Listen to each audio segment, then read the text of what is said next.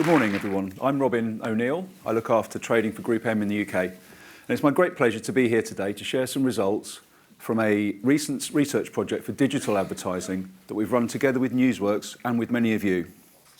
At GroupM, we've had a long-held belief that there's a positive correlation between the quality of the environment in which our clients' ads are delivered and the effect on brand metrics.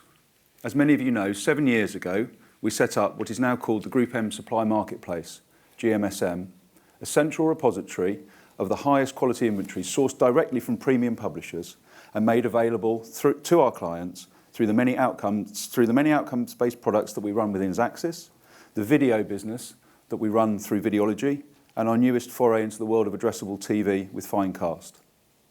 Since then, we've seen the market become increasingly concerned with audience delivery and less with environment.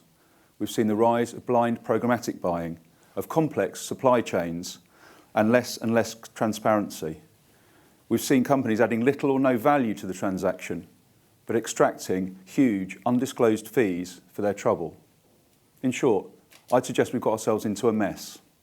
We've now got to the stage where we accept that the terms brand safe and premium or quality are used interchangeably. They're not the same. I don't believe this is right or in the best interests of our clients. So, about a year ago, we went to Newsworks to see if they would be interested in working with us to try and establish this link between premium environments and positive shifts in brand metrics. Newsworks were keen to support, as were all of the news brands. So, we came up with 4 main objectives for the research. Firstly, to identify which factors of delivery of a client's campaign had the most positive effect on performance, and then to quantify the effect of each factor. We then aimed to demonstrate that these factors are more prevalent in premium inventory than in inventory that's acquired via an open exchange. It is worth pointing out at this stage that comparisons we were making were between some of the very best inventory through GMSM, but not the lowest quality of inventory. We were running this across GroupM clients. Even the open exchange inventory, therefore, had to be brand safe and delivered against our own whitelist, against individual domains, so that we weren't compromising a brand's integrity at any stage. As I said, premium inventory all came through GMSM, directly from publishers, including all of the Newsworks members. Worth pointing out, as when we come onto the results, it means that less complete safety checks would be likely to affect the overall results in a negative way. So finally, we ran like-for-like client comparison tests on our own GMSM inventory, including all the news brands again, against this brand-safe exchange inventory. Just to give you an idea of the work that's gone into this, as Vanessa alluded to at the start, the project ran over a 9-month period with over 400 million exposures across 84 clients in all categories. It generated over 80,000 survey responses and had a value of around about £500,000. Everything we did was independently tracked and measured through Metrics, and Cint were responsible for the brand surveys. We tracked 4 brand metrics using brand awareness and ad recall as our primary metrics, and brand perception and recommendation intent as our secondary metrics.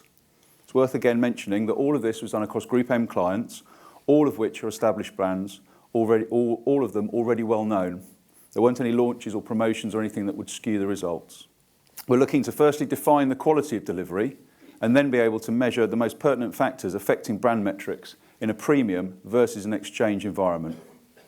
So, firstly, how do we define delivery of quality? Well, it sounds pretty obvious, but in order for us to be able to track or generate any data from an ad, it needs to be measurable.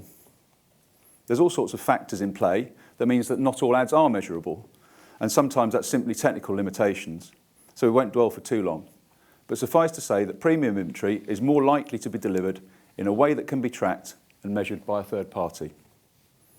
More importantly, in my opinion, in order for an ad to have any effect, it needs to be able to be seen. This is the starting point for all of our measurement at GroupM. An ad that cannot be seen has no value. We must also have zero tolerance for fraud. And this is where our first big differentiation happens, with 82% of ads in the premium inventory being able to be seen, and only just over half of the exchange inventory. Factor in what's measurable, and you can see the stark contrast between the two inventory sources. Think about those numbers for a second. If you're buying exchange inventory, then the very best that you can hope for is that 1 out of every 3 ads that you buy are seen and can be measured. Now, it really does take wastage to a new level. Remember also, this is at the upper end of the exchange quality scale. Many, in fact, most campaigns are delivered with even less in view than this. So, we can say that you are twice as likely, at least twice as likely, to deliver an ad that can be seen if you put it into a premium environment. So let's be a bit more critical on viewability. Clearly, despite what some tech platforms may try and tell you, seeing a single pixel of an ad for a fraction of a second, and backing up the Lumen research, is not going to deliver you the greatest possible impact. This should stand to reason, but again, as an industry, we accept paying for ad delivery on a single pixel or ad load. We've reached the point where 2 seconds of delivery of a video ad is claimed to deliver half of the impact of an ad viewed in full. These claims simply do not stack up. They suit tech platforms, user-generated content, and environments where the users are not fully engaged, where they scroll through huge amounts of what claims to be content. In some cases, this can be a scroll that's actually as tall as the Empire State Building, filled with ads, hardly any of which are seen, but all of which we pay for. That is as absurd as it sounds. It's not how the real world works, and we must make sure that the future is different.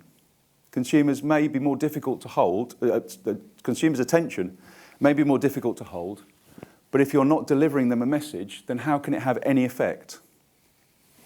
No other medium allows this, and I can't even begin to imagine the uproar that would be created if we suggested bringing a similar model into TV, newspapers, or out of home. We wouldn't pay for a poster that a contractor had only put up half of.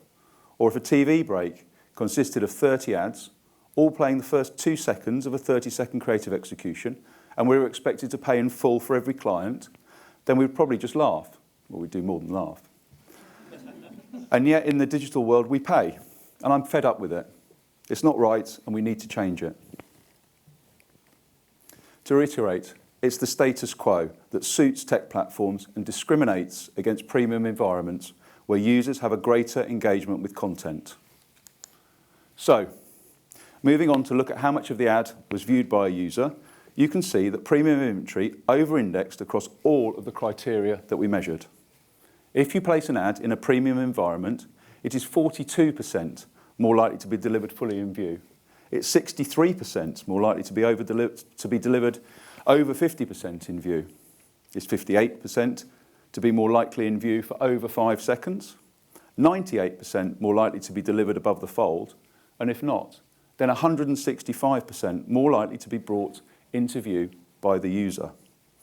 On average, a quality exposure over-indexes by 42% against an exposure on an open exchange. Our GMSM inventory, your inventory, absolutely smashes it when it comes to viewability, quality of delivery, and time in view. All good and positive sounding stats, I'm sure you'll agree.